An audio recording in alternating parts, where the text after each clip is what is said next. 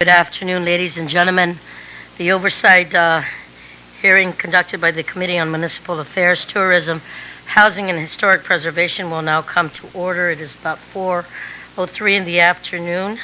I want to say pursuant to 5 GCA, Chapter 8, subsection 8107, public hearing notices were sent out on Wednesday, June 3rd, 2015, which meets the 5 working day prior to the public hearing notice. Also, a second public notice was sent out on Friday, June 5th, 2015, which is the 48-hour notice prior to today's oversight hearing. Joining me this afternoon is my Vice Chair, Vice Speaker B.J. Cruz, and also my committee member, our committee member, Senator Tommy Morrison. Thank you for joining us. I do want to note for the record, as Oversight Committee for Guam Housing and Urban Renewal Authority, I felt that it was incumbent upon me as chairperson for the committee to conduct this oversight hearing, to meet with all of you to discuss the contents of the U.S. Department of Housing and Urban Development letter, which was a subject reference HUD's Department of Enforcement Center on a site review that was in June of 2014, and its effect on your agency and any effects it may have on the various programs that you administer. And before I turn the floor over to Mr. Chairman and the Executive Director, Mr. Duenas, and management to make their presentation, I just want to ask a few questions to premise this presentation, and then I'll turn it over to you. There are 8 separate recommendations that HUD makes. And have you had the opportunity to review those recommendations? Please explain how you intend to address each separate recommendation. And number 2, there were specific recommendations that certain transactions were to be repaid through non-federal funds. Does GURA have a source of repayment? If so, what is that source? And are there restrictions associated with that source of funds? My office has informed me that GURA has prepared a presentation, and I would like to ask my committee members to go ahead and just hold off on questions. I'll give you that opportunity to speak, and then I will open it and yield to my vice chair to ask any questions. But knowing that the 2 specific questions that I've requested for, I know that your office was informed. Okay, so please. And I do want to note before you start, Mr. Chair, I do see other board members, and if you can go ahead and introduce them that are here this afternoon, we'd appreciate it. Yes, thank you very much, Madam Chairman. My name is David Sablon, for the record. I'm the chairman of the board of the commissioners up at the Guam Housing and Urban Renewal Authority. Here with me are members of the board and management. My vice chairman, Mr. Luis Paulino, is here. Ms. Rosie Bloss, a member of the board, and Mr. Roland Selvich, who is the resident commissioner, an individual who is staying in public housing, and under law is required. Under law, we are required to have 1 resident commissioner, and that is Mr. Selvich. And let me see. I think those are the only board members that are here. And then we have, of course, our executive director, Mr. Mike Duenas, and members of his management team here to answer any questions that you may have related to anything that we have presented in our report to you. First off, I just want to say that we are very happy and pleased that we've had this chance to sit down and talk with you. It's been a while, actually, since we've come down here, and hopefully that is a sign that things are going well up at GURA, and that we continue, of course, to have dialogue with your office as members of your staff periodically join us at our board meetings, and are welcome to always come up and look at records and to discuss issues with our management. With regards to the issue on the HUD findings, and some of their recommendations. We are actually going through some discussions already with HUD on that. It's been very cordial. Two officials are here on island, and we've had some meetings with them. I can't really discuss too much more than that, other than the fact that things are progressing very well. And, at some point in time when things are allowed, we can certainly discuss more of the details. But at this time, I can safely say that we are doing very well in terms of our discussions with HUD. And I don't think it will have any disruption with regards to how we do business up at Gura. They have just made known to us, of course, some issues that we need to address, and we are certainly going to take that under strong advisement, and we're going to address it accordingly. Some of it may have to deal with issues within our personnel rules and regs, so that's pretty much all that I can say at this moment.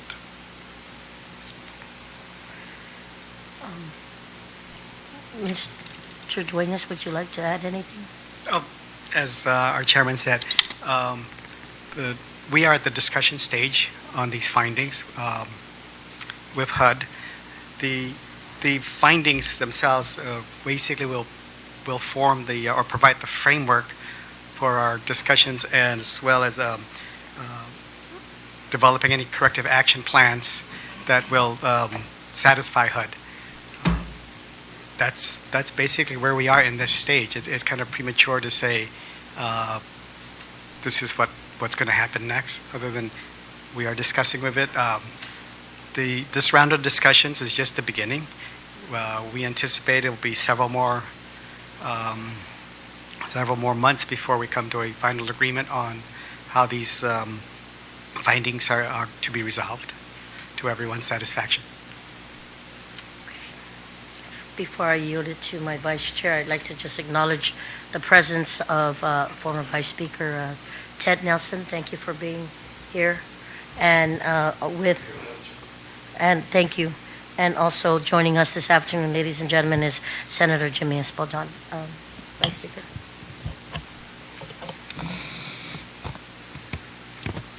I was just wondering, Madam Chairman, I see a snapshot that's provided to us. It's called a snapshot review. Is there a full report with, I noticed, a list of appendices? Is that available? Can we be provided with a copy of the full report with the appendices? Oh, what you see is what we received in the email. We can go back and through our own files provide the attachments, and we'll get that to you, sir. When they sent it to you, it didn't include the appendices? But what you see is what we've received. Yeah, that's it. These are documents that already existed, and so we have it in our files.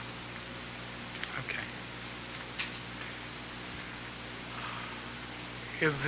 Your very short colloquy at the very beginning evidences that you have spoken to legal counsel. Who's current legal counsel for Gura? Mr.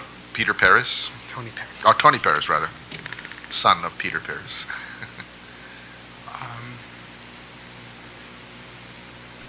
Was he invited to come with you guys today to No. explain? It was just us that and management were asked to come down. And you didn't feel it was necessary to have legal counsel with you in the event that there were questions that you... If there are any questions regarding legal issues, then we would certainly take them under advisement and then come back to you with our response.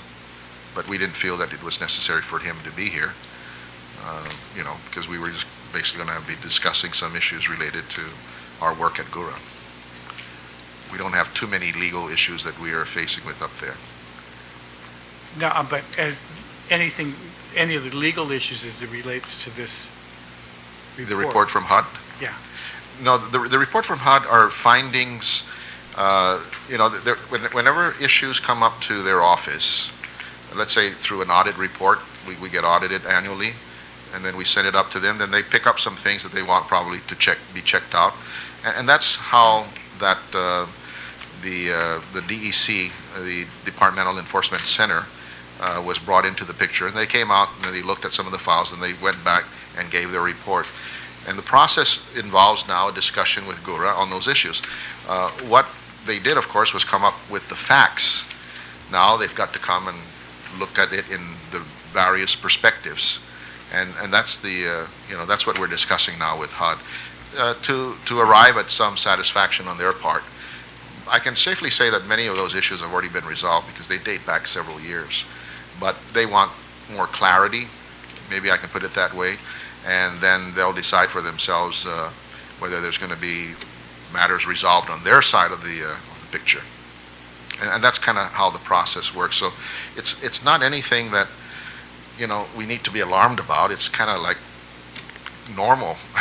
Every now and then they'll send somebody out to check this, check that, and then they'll send us the report, as they have done in this case, and then they'll ask us for our opinion. They'll ask us for a discussion on it, and that's what's ongoing now. That's the process.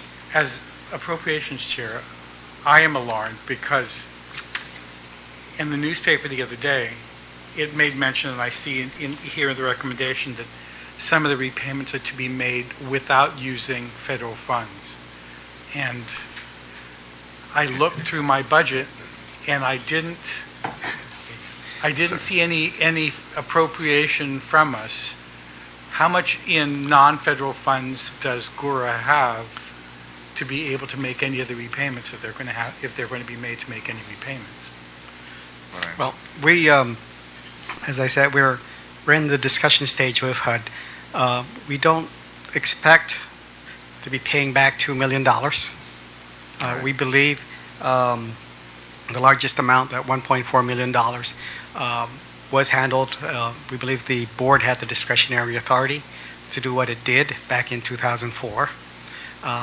And that's one of the things I believe that we've discussed with HUD this afternoon. I can't say what they're... Okay, but how about how about the $500,000 in attorney's fees? That's why I'm trying to ask. Does GORA have any non-federal funds? If we have to pay some monies back, we have ways to negotiate that with HUD. And we haven't reached that stage yet. And this is really the interesting part, and I'm glad you brought it up, Mr. Vice Speaker, and that is the newspapers slanted these stories. We hadn't received yet the report in order to prepare ourselves for the meeting with HUD, which we just had this afternoon, and we'll be continuing with that. And so we were very amazed that they would have it. They put stories about it, but it's not anything, as I would say, out of the ordinary. This is the way we operate with HUD. They allocate $30 to $40 million annually to us. They have a responsibility to make sure that we're in compliance.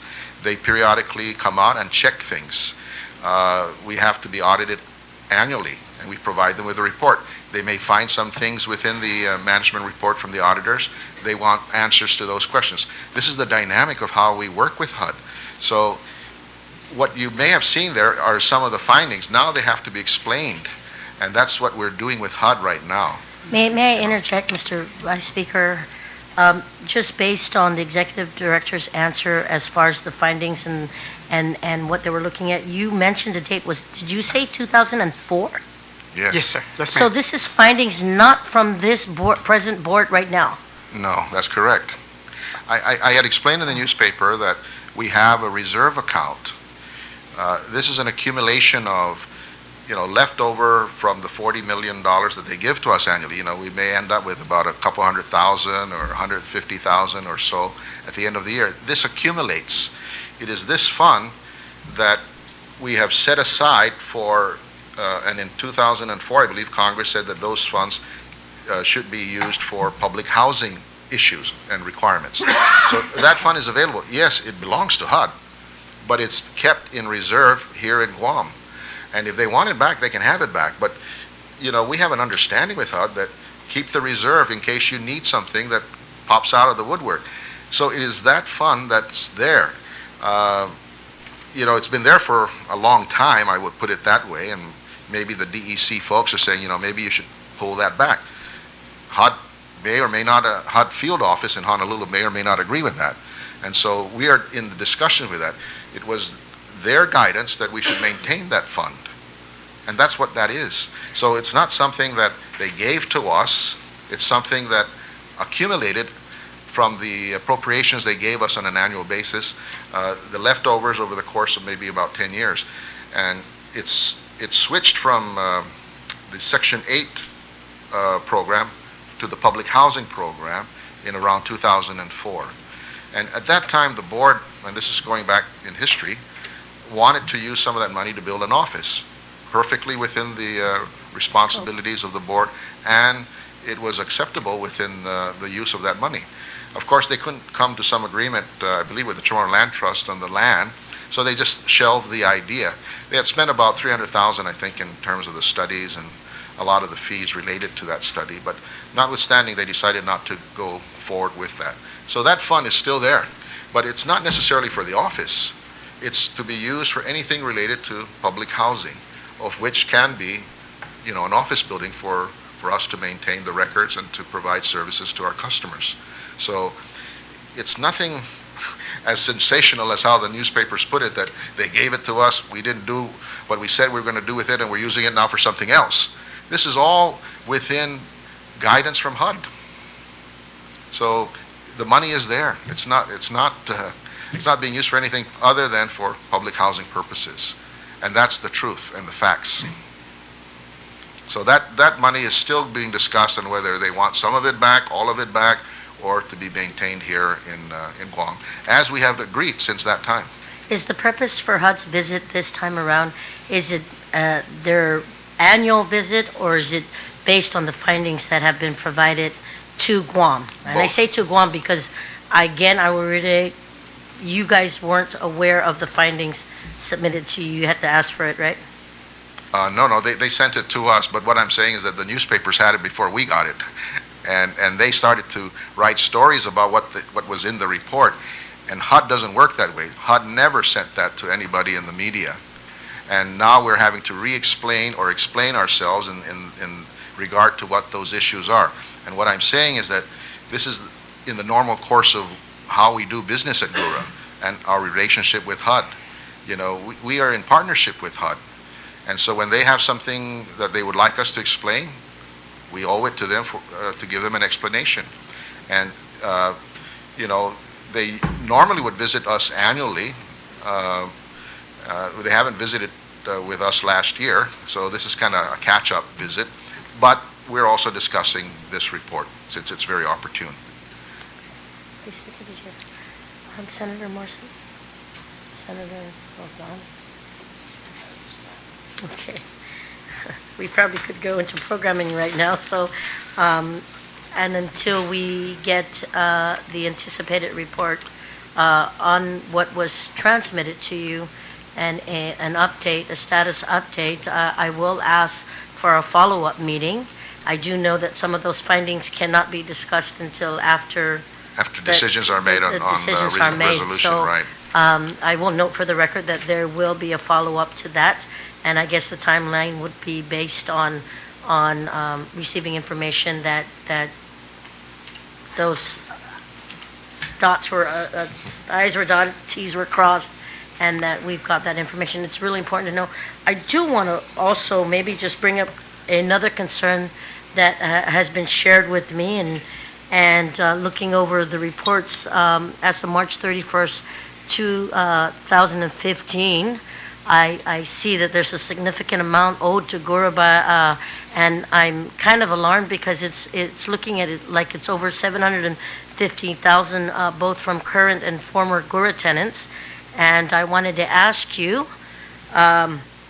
based on the reports, based on the breakdown of the amps, 4 different amps, there's a breakdown. Amp number 1, Asanaganya Heights, Mongmong, and Sinahanya. Amp number 2 is Jotnia, Telefofon, and Arahan.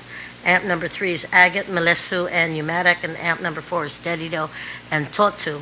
And in those amps, it shows a dual amount, past dual amounts owed to GURA. And unless I'm mistaken, amp 1 is showing $124,000 plus $940. Amp 2 is $155,000 plus AMP3 is 270,000 plus, and AMP4 is 175,000. So, and unless I'm reading this wrong, I'd like to find out what steps you take, because I do know that based on tenants not being able to pay, and if they're not following the guidelines as per HUD's request, that, we have to take the next step. And I want to make sure that the funds due to GURA is provided. So I'm maybe not you sure can- where those numbers came from, Senator. Came from you. It came from the committee reports. Which report? I'm not The sure. April and May, Again, there are reports that show our aging receivables based on the 30, 60, and 90 days. There are reports that show our receivables to include tenants who are no longer in our public housing units.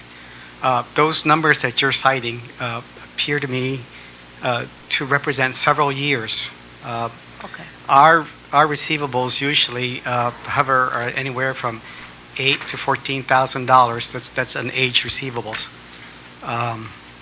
to include the 30, 60, 90, and 120 days. That's per amp. It ranges to anywhere from $8,000 to $12,000. So I believe I need to see where those numbers came from before I can before I can answer you fully. But I can say today that our receivables usually don't exceed that high. That represents several years of accumulation. And as I was telling you earlier, I believe that represents the cumulative amount of receivables that we have referred to the Department of Revenue and Tax for the tax refund offset. So that represents maybe 7 to 8 years.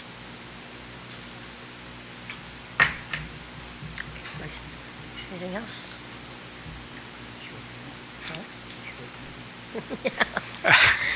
Senator, if we had that much in receivables,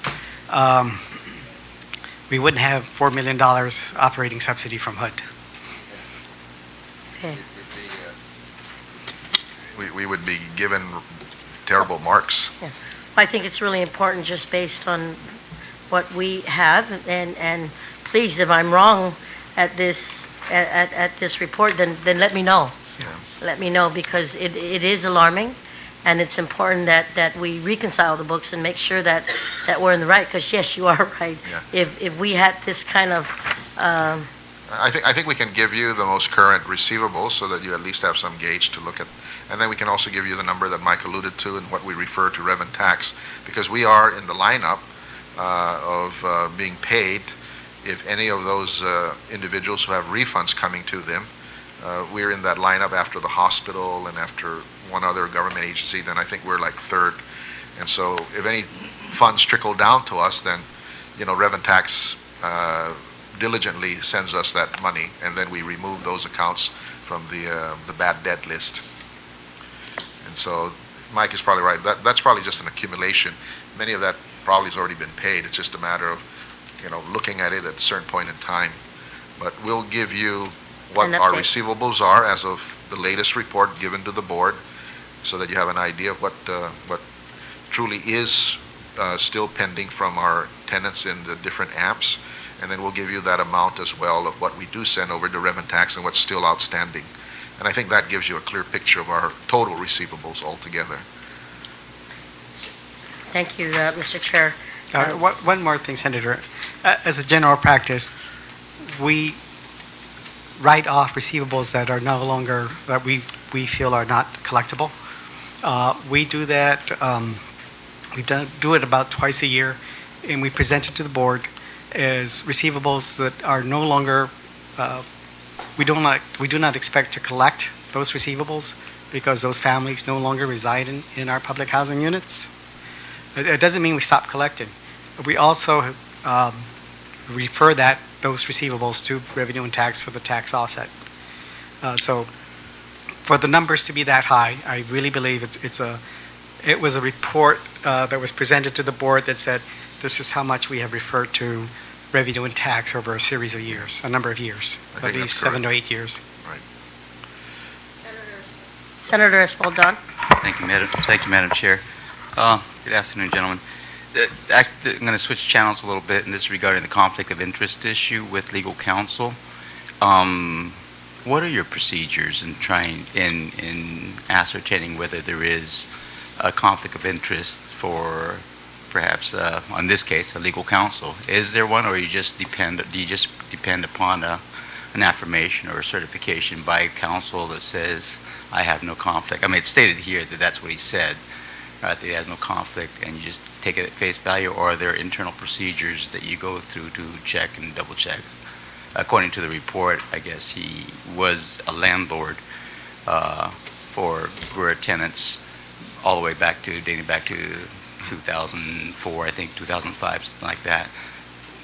Are there any internal procedures in terms of checking for conflicts? Yeah, Mike can add to it, but every year the board and key management employees sign an affidavit saying that they don't or they do have conflicts of interest, and if they do, then they must list them, and then we turn that in, and then it's, depending on what kind of conflict it is, then it's referred to HUD for consideration of a waiver or whether it must be enforced. The issue with Mr. Smith, our former legal counsel, is that, first off, he's an attorney. He's governed by certain ethics and certain standards. And his advice to the board, when this was brought to the attention of the board, was that, yes, he's a landlord. He admits that. But he was not giving the board any advice or anything related to Section 8, which is the program that he participates in as a landlord. On the surface, that sounds fine, because he said that if anything should come up with regards to Section 8, then he would recuse himself. That's normally the way you would act. If something comes up and you see that there's a conflict, then you recuse yourself. And he said, well, nothing has come up. We asked him, of course, to do even more than just that. And so he eventually sold his apartments. Now, this issue is still being discussed with HUD, and we haven't resolved fully or come to any kind of understanding yet. So I just want to leave it at that. There is an internal procedure that all of the management and the board members and legal counsel have to sign, saying that they have or don't have a conflict of interest, and they must disclose that. So at least we'll capture it once a year. But once conflicts are known, and either they're reported to the board, reported to management, then we must deal with it immediately. We won't know until something gets brought to our attention, and that's kind of the procedure of how we would know it, and then we would address it at that point. David, when was this made known to the board that there was a conflict of interest? I believe it was in 2012, if I'm not mistaken, or late 2011. Between 2011 and 2012, let me put it that way. He was trying to resolve it, and he kept coming back to the board saying, I took care of it, we found some other things, and he kept on working to take care of it ultimately, and to the point when he finally just resigned from service to Gura. So it's HUD's decision whether to exempt a person after the potential conflict is on, because it can. Only the secretary or the assistant secretary of HUD can give those waivers or the exemptions. The board or management of Gura has no part in that. But when we find out about something, then we are obligated to report it to HUD, and then we request from them their guidance and their decision. Is that what happened in this situation, that once you did find out in late 2011, 2012, that you Yes. did go at that point to HUD and We tried to resolve it, because we kind of know that we have to get something done. We tried to resolve it initially, and again, bear in mind that this is a period in time between 2011 and 2012 where the board was faced with a lot of problems. Gura was having a lot of problems at the time. I think some of you know what those problems are. And so there was a lot on our plate that we were addressing, and Mr. Smith's services were direly needed at that time. And so I don't want to say that it was a second priority matter, but it was part of the process of what we were going through, and we were addressing it as best as we could. But in the end, we did refer it to HUD, and then they gave us guidance. But at that point, Mr. Smith had already left our employ.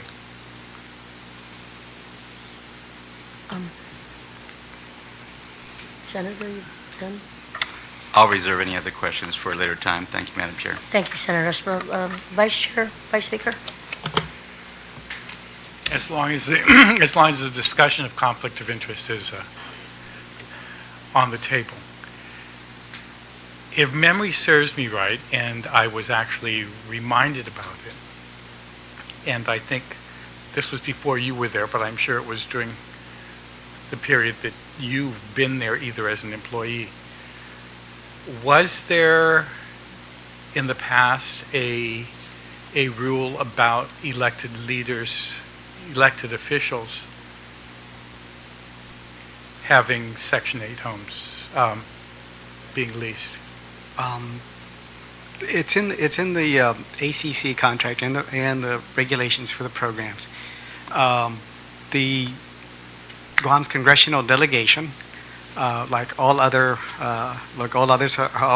her colleagues in Congress, cannot participate in the Section 8 program as a landlord. The chief executive officer of the jurisdiction and his immediate family cannot participate as landlords. Legislative bodies that have oversight of the housing authority, members cannot participate as a landlord. Has that ever been brought to any of the members of the legislature in the recent past? Because I wouldn't want any of my colleagues to be embarrassed if they weren't advised that this was part of the regs. I understand in the past with previous executive directors that efforts were made by previous executive directors to make an affirmative effort to inform members of the legislature that they could not be landlords. But have you done that in the recent past? Yes, not with this current body, Senator, but thank you for bringing that to my attention. But there is an explicit rule or note that's been written that says that elected officials cannot lease. Is there anything in writing? Well, it's in the regulations, and it's a matter of how we implement it and disseminate the information proactively to elected officials. Right now, we know that we do screen. We always look for the word Senator Tina Muñoz Barnes. I'm happy to say you're not in there. But the members of the Oversight Committee, I don't recall their names showing up when we do a landlord search. Is it just the Oversight Committee, or is it the entire legislature? I believe in the past we've always looked at it as the entire legislature. And so I wanted to make that clear because I really don't want any of my colleagues to be embarrassed. Someone has to sit down with them. I mean, I don't. I wish, but I don't. I'm not the land baron, so I don't have. But I'm just saying, I don't want any of my colleagues embarrassed. So someone, please get to the membership and show them the regs and allow them to gracefully withdraw before another one of these reports comes out. Thank you for bringing that to my attention, Mr. Vice Speaker. We'll get the letter out to all 15 members before the end of the week. Normally, if we cut a check to someone in the legislature, it would raise a red flag, and then it would be brought to the attention of that individual, and we would then sit down and say, you can't participate in this program. We would refer that to HUD to determine whether they would grant a waiver. That's the process. So that's the process. That's correct. But And if HUD says no, then normally, and this is in past experience, they will allow you to continue that lease until the end of the term, but you cannot put any more. Yeah, you can't extend it, nor can you bring in a new tenant. And that's kind of the way it works. They don't just say, no, stop right now, unless there's something more egregious than just a simple mistake or something falls through the crack. But that's kind of the way we would find out. If we see your name on the check that we're cutting as a landlord, Now, you're asking for some guidance, and we'll provide that to you and make sure that everybody's aware that there is that regulation. And would that be just for elected officials in the legislative branch, or all elected officials? All. Mayors, No, governor, it's- lieutenant governor? It's basically the chief executive officer of the jurisdiction, in this case, the governor and his immediate family, and the legislative body that has oversight of the housing authority.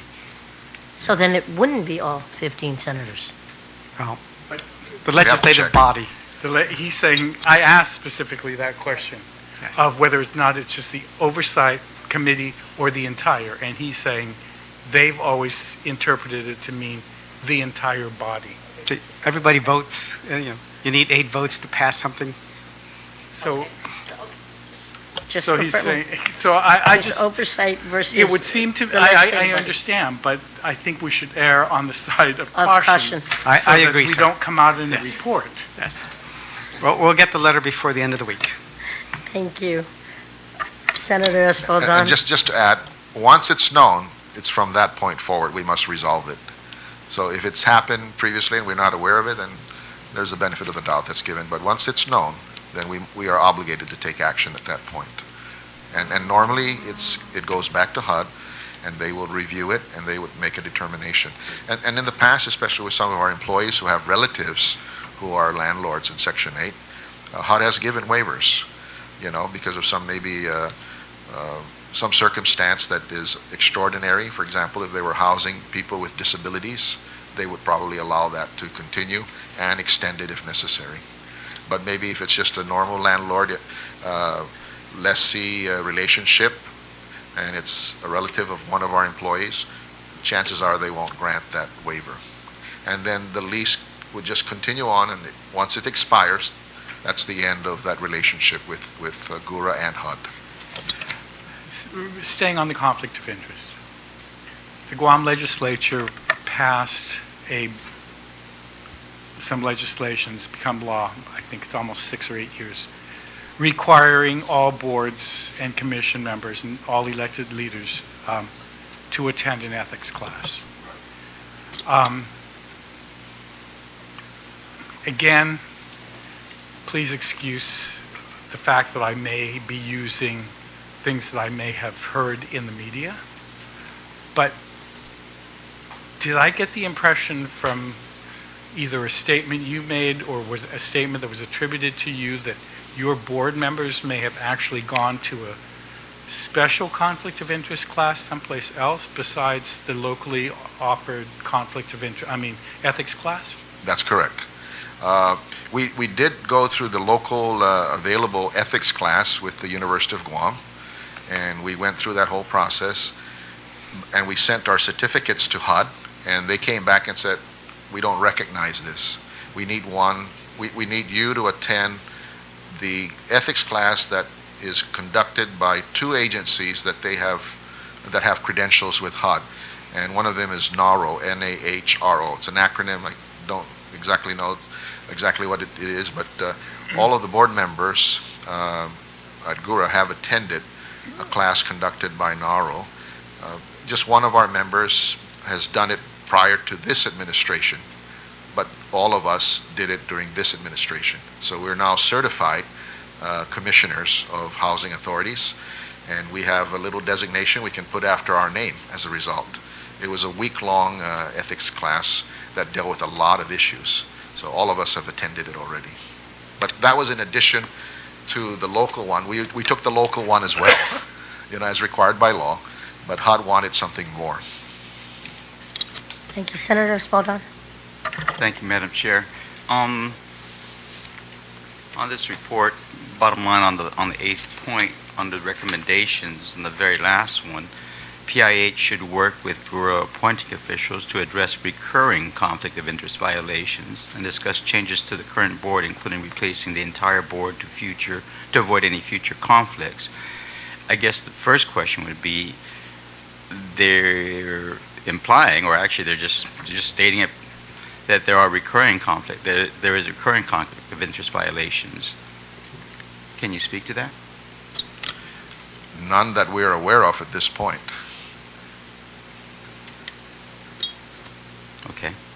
So they're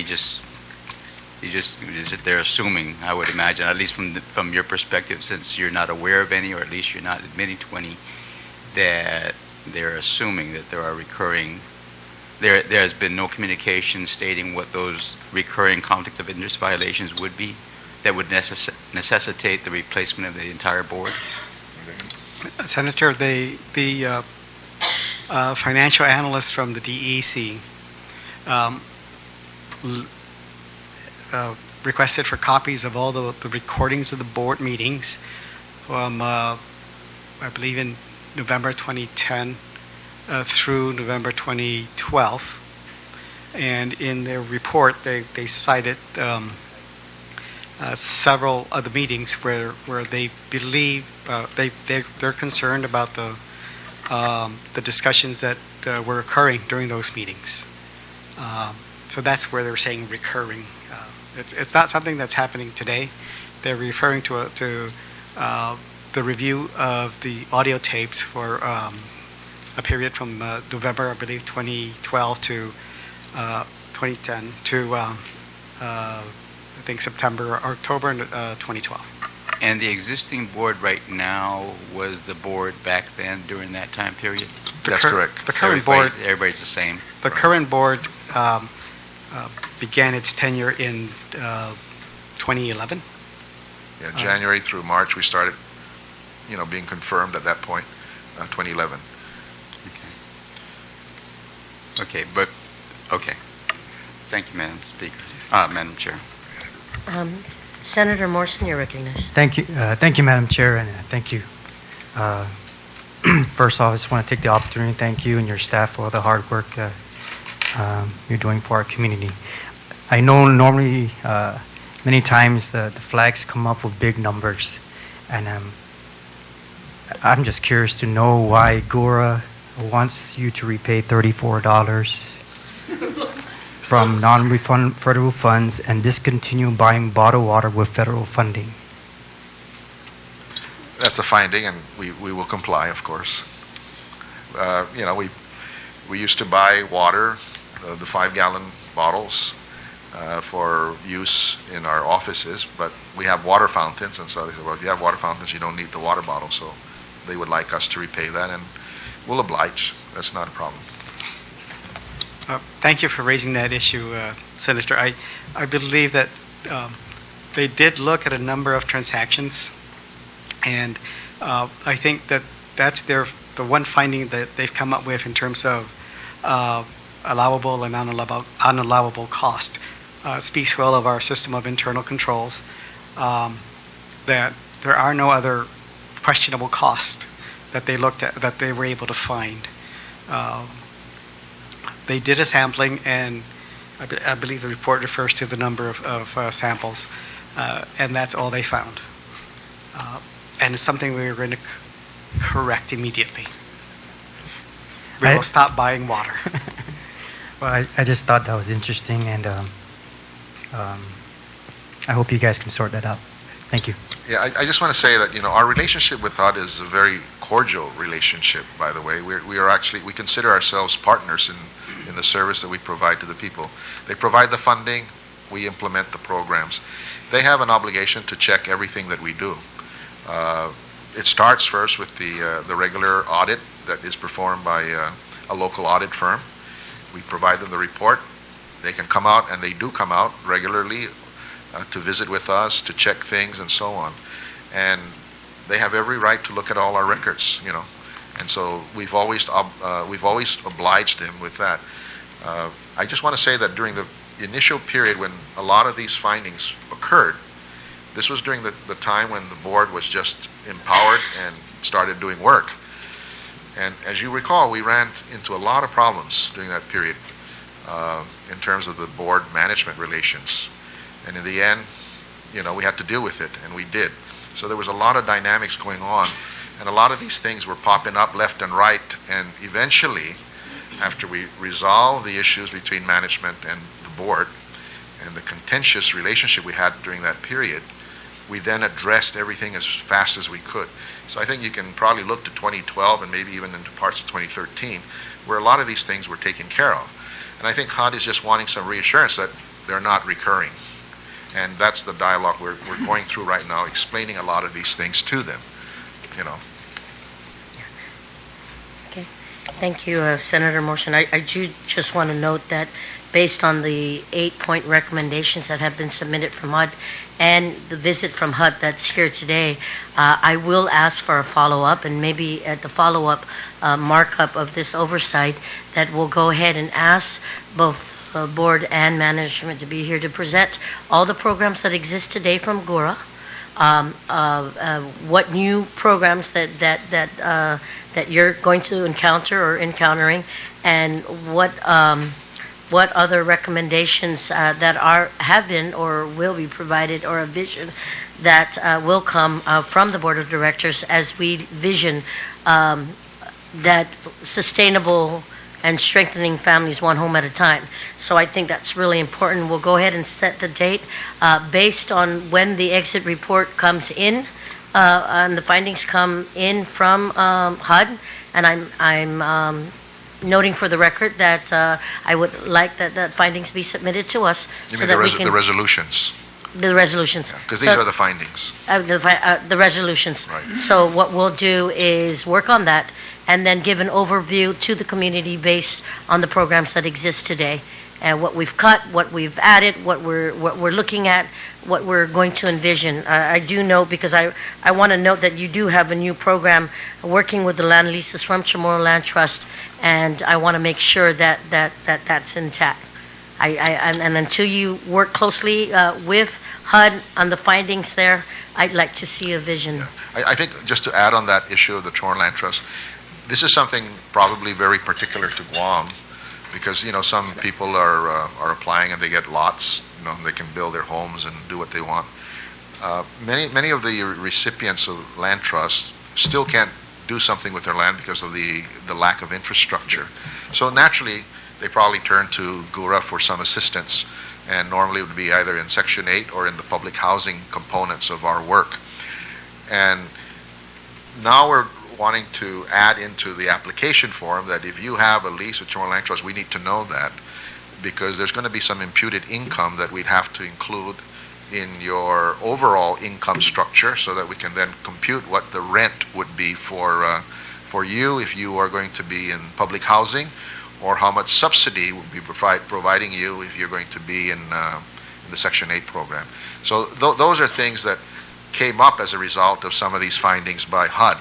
We kind of looked at that. Well, if you're not doing anything with your property, then you got nothing coming from that. There's no real income, but there is a value to that land that has to be included. So that's something actually that we're now having to incorporate in our procedures, and that's something, again, like I said, we've been discussing with HUD, and I can probably say that they're satisfied with that.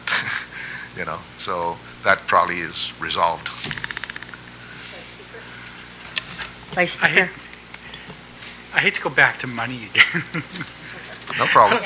But it concerns me that if I heard correctly in one of your interviews, that GURA sold some land? Yes, we Mike, you want to just explain some of how that works? I think the chairman was referring to the GURA 500 project. Not all the initial disposition of those properties were that the house was sold, but the underlying land was presented as a leasehold for a 50-year period. Then the legislature authorized GURA to work with the families to convert those leaseholds to fee simple at a price of $2,500. Not all the families have completed the process.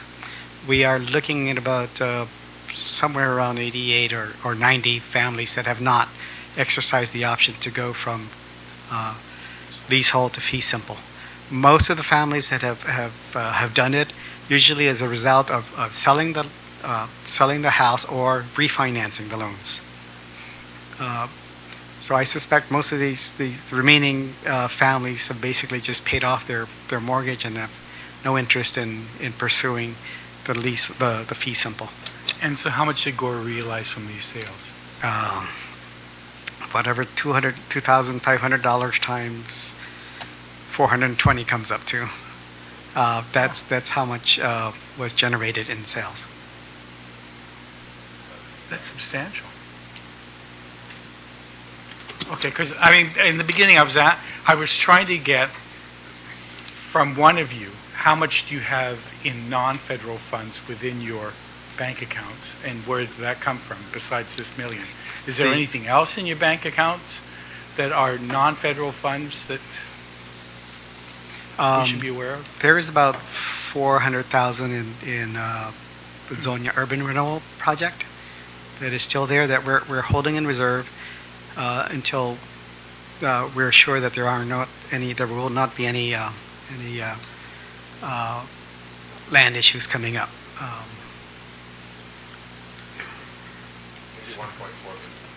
Maybe about 1.4, 1.5 is non-federal money. Okay, That- so that's under the Gora's Jonia control.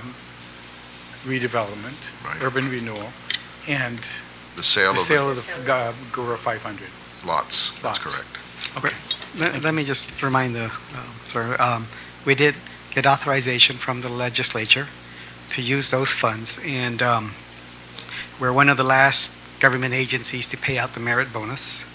That was done last year, and we used some of those monies, about something around 300,000 or less, $280,000 to $300,000.